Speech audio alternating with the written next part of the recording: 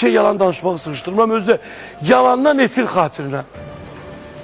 Afət Fərman qızı 9 il bundan qabaq mənim efirimdə, bilmədən Xəzər televiziyasında onun rəfiqəsi işgüzar bir xanım gecə mənə zəng vurdu ki, Afət bir maşın almaq istəyir, onun 50 mini çatmır. Gəl onu gecə ilə oraya gətireyim. Mən dedim, yox, mən təzə gəlmişdim efirə, təzə gəlmişdim onda. Bilmirdim nə idi. Gətirdilər ora. Mən girmişdim Afətlə Manafın qoluna. Sən deyirsən ki, mənim dostum 50 min manat indiyək. İndi Afət də sənin səsini götürdü, yaydı. Çünki Afətə demişsən ki, yalandan demişəm də.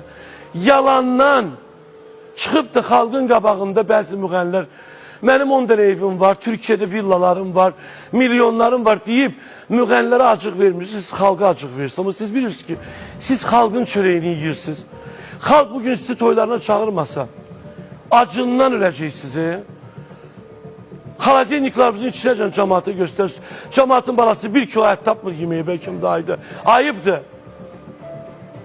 Nə baş verir, nə görməmişdiydi bu? Putinə baxın, xaladenikini açdı. Putin bir mikro yemir, bir dənə kifir koymuşdu onu, bir dənə tvarok prezident otağında. Güya Putin elə ondan başka bir şey yemir. O niye edeyip? Çünkü onun 200 milyondan artıq əhalisi var, onun içinde acı da var. Mənim müğənnim 3 gün trende düşür götürür, çağırır orada müğənnim, kimisə açırsınız qapısını orada, xaladenikinizi göster. Qonşunun villasında gelip çektirirsiniz ki mənimdir. Nüşabə neynəsin, 30 ildə oxuyur.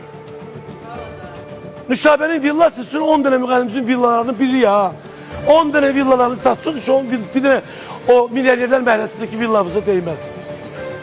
Deyirəm, yox ifarıddır. Ay bala, məmur deyil, bir şey deyil. Bu boğazının sayəsində qazanıb da. Necə olur, İbrahimin təyyarəsi olur, Nüşabənin bir dənə evi ola bilmir. Çox da haqqlıdır. Bəsdir insanları, müğənniləri, bəzi müğənnilər, insanlar iğrənirlər sizdən. Bəzilərinə söz deyirəm. Sənətdən başqa hər şeyimiz var.